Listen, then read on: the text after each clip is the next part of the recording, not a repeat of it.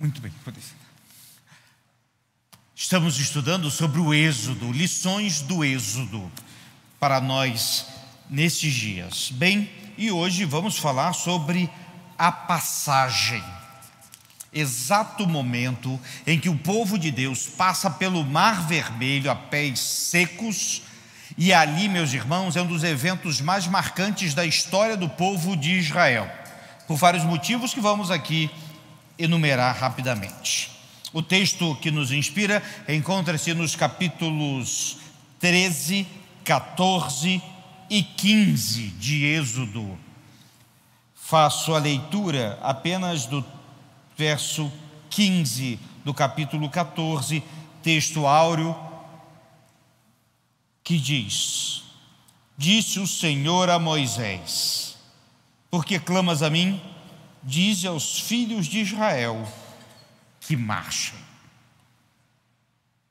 É preciso entender o que aconteceu. Eu preparei uma pequena crônica exatamente sobre o que estava acontecendo. É claro que aqueles não eram dias fáceis e nem dias normais. O povo estava escravo há 430 anos no Egito e tinha acabado de sair, segundo o texto bíblico, 600 mil homens, fora mulheres e crianças, que devia totalizar em torno de 2 milhões de pessoas, saindo de um país e indo para uma terra que ainda seria conhecida. A intervenção divina foi clara: 10 pragas que vieram sobre os egípcios para tocar no coração duro de um faraó que não temia Deus. Rumo à terra prometida, o caminho era lento, mas firme. Foram guiados por Deus numa coluna de nuvem durante o dia e de fogo durante a noite. Mas eles deveriam ter pensado ou refletido o que aconteceu, porque aquela coluna de nuvem chegou perto do mar e ficou. Para quem está saindo de um lugar e para outro, por que exatamente naquele lugar? Eles não sabiam. Neste tempo, enquanto o povo estava ali acampado, o faraó, esse mesmo com um coração duro, ficou mais endurecido ainda. E o pior disso tudo, parece que com seu coração tão duro, o que veio à sua mente foi fazer conta. Peraí, menos 2 milhões de pessoas, isso significa menos 2 milhões, ou se pegar apenas os homens, 600 mil mão de obras a menos. E ele começou a fazer conta lá com os seus líderes e falou: isso não vai ficar assim não, vamos dar um jeito nesse povo, vamos atrás deles. E foi o que o faraó fez. E diz a palavra de Deus algumas coisas muito interessantes. Primeiro, que ele não chamou a infantaria a pé. Na realidade, ele chamou as pessoas para irem nos carros, porque ele tinha pressa. Vocês vão. Era o maior exército da época. Eles tinham as chamadas bigas, carros puxados a cavalos, com todo um indumentário muito característico dos egípcios, que envolvia pulseiras de bronze, couraças e armamentos relativamente pesados, como espadas, escudos e outras coisas. Isso mais adiante vai fazer diferença. E então esses homens saem do Egito com os olhos e o coração cheio de ódio. Essa é a expressão. E provavelmente a ordem dada aos generais era a seguinte: quem resistir, mate. Principalmente um tal de Moisés. Os que sobreviverem, escravize. E foi com esse intuito que eles foram contra o povo de Deus. Nesse inteirinho estava o povo ali, naquela praia, digamos assim.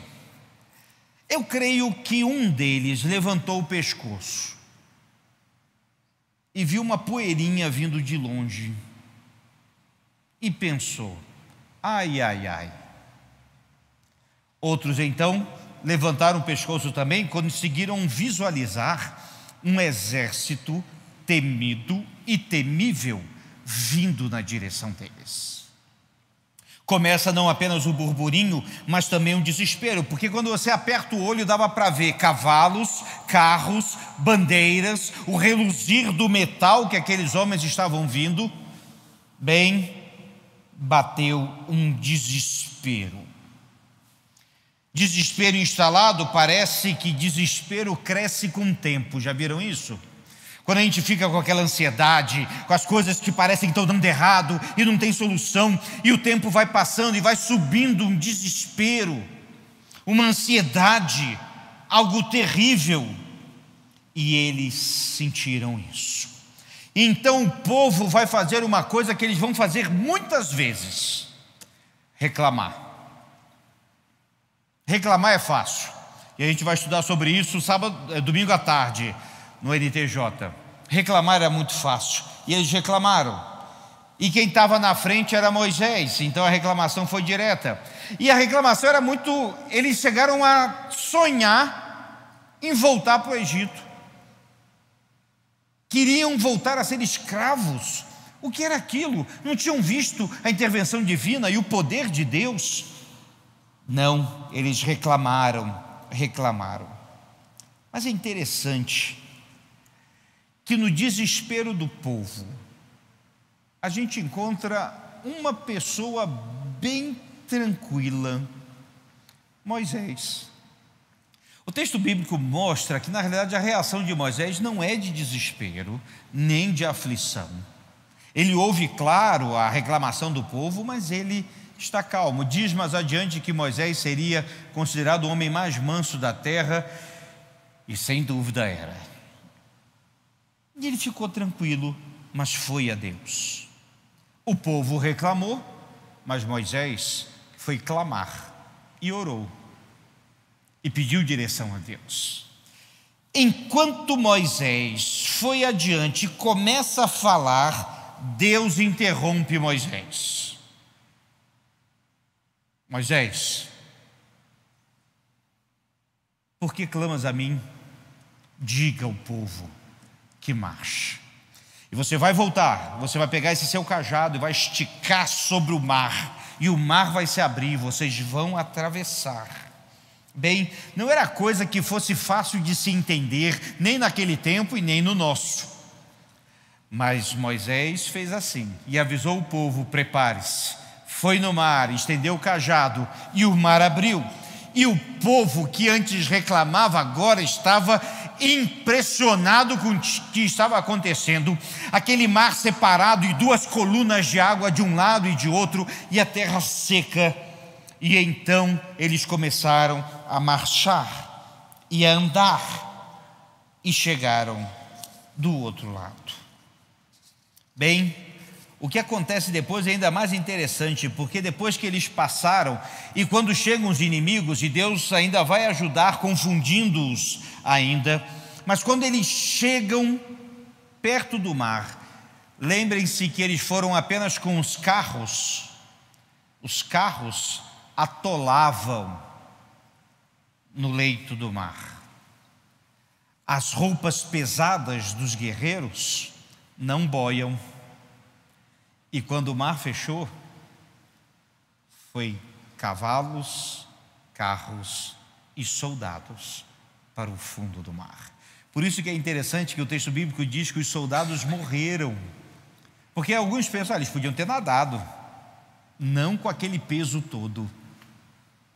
E assim, sem levantar uma única espada, o povo de Deus venceu a guerra. Que história extraordinária. Algumas curiosidades.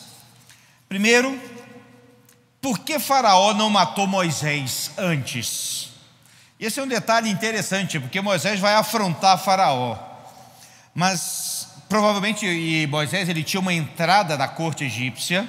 Segunda coisa, que ele estava indo em nome de Deus, e Faraó podia ser incrédulo, coração duro, mas não era burro. E ele não ia contra o enviado de Deus, que ele podia não acreditar, mas então em nenhum momento Moisés foi ameaçado. Segunda curiosidade, o que o povo esperava quando ficou acampado junto ao mar. Aquilo que eu falei no início. O que eles estavam pensando que ia acontecer quando eles foram para junto do mar, se o caminho por terra era bem mais para cima?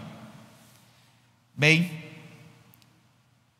o retrato não era positivo do ponto de vista militar, logístico, mas Deus não trabalha em termos humanos. E isso é preciso lembrar na nossa própria vida. O faraó não envia a infantaria a pé, tinha pressa, mas por causa disso, seus soldados vão todos morrer mais adiante. Observe que o povo atende às orientações de Deus e de Moisés rapidamente.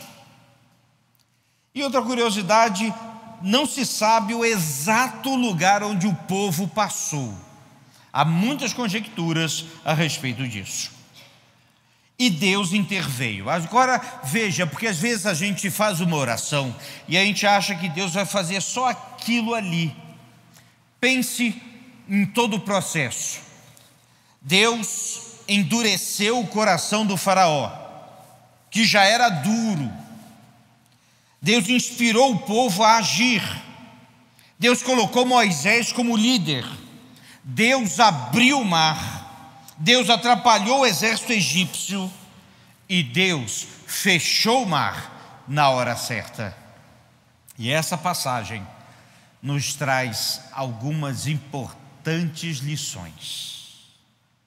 Primeira delas, problemas existem e eles podem ficar pior, mas fique tranquilo, ainda não chegou o fim.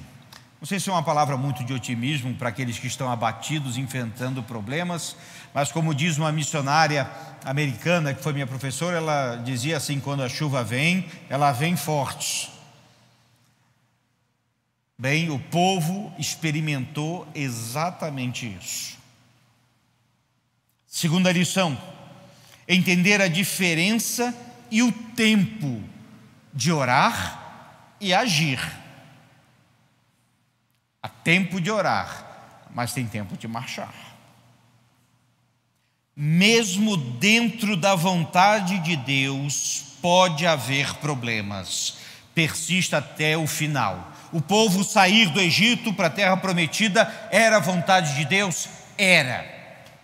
Estava seguindo as ordens divinas? Estavam. Mas não os isentava dos problemas e das situações fruto do pecado que há no mundo, que sempre vai contra a vontade de Deus. Lembremos disso. O medo pode ser natural, mas a falta de fé não. E é preciso crer. Na jornada com Deus, mesmo com livramentos iminentes, precisa-se de fé. Liderança é para tempo de bonança e tempo de crise. Interessante que as pessoas pensam a liderança, muitos almejam, quero ser líder disso, líder daquilo. Quando as coisas estão boas e tudo vai bem, tudo vai bem. Mas quando as coisas não vão, o líder também precisa assumir. Moisés fez isso. Deus age muito além do que pedimos ou pensamos. Será que qualquer um daqueles israelitas ia pensar que Deus abriu o mar? Interessante, ninguém esperava isso. E muitas vezes na nossa vida, o inesperado é a resposta de Deus. Precisamos fazer a nossa parte também. Deus age, mas designa algo para que façamos também. Lembre-se disso.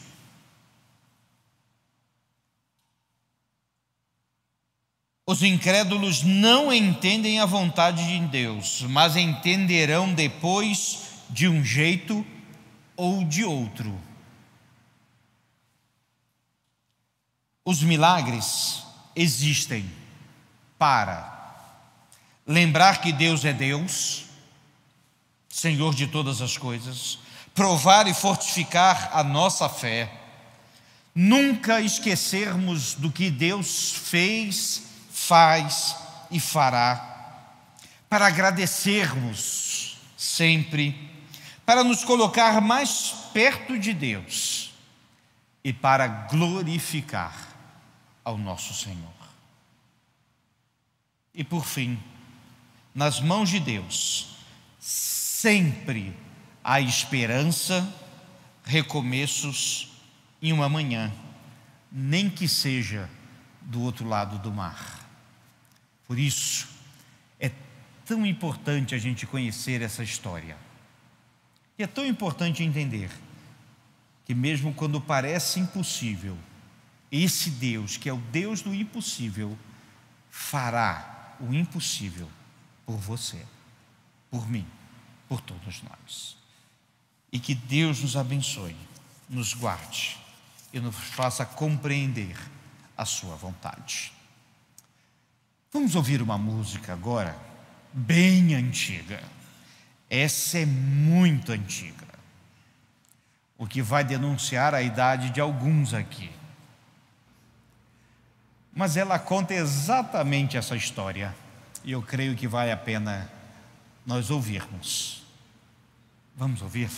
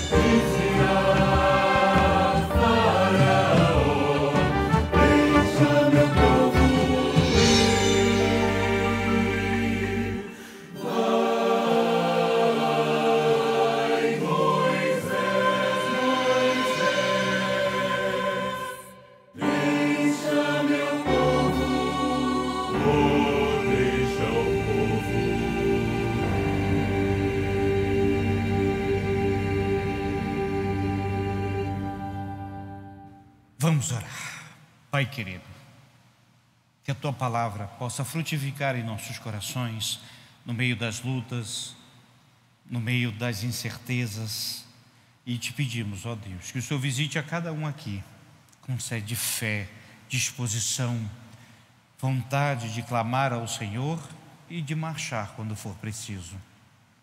Sê com cada um de nós, ó Deus, nas lutas, sê com Teu povo, sê com cada vida aqui representada, ó Pai, que possamos estar contigo em todo o tempo. Livra-nos do mal, guia-nos, ó Pai, no decorrer dessa semana, abençoa-nos e traga-nos de volta à Tua casa, em nome de Jesus.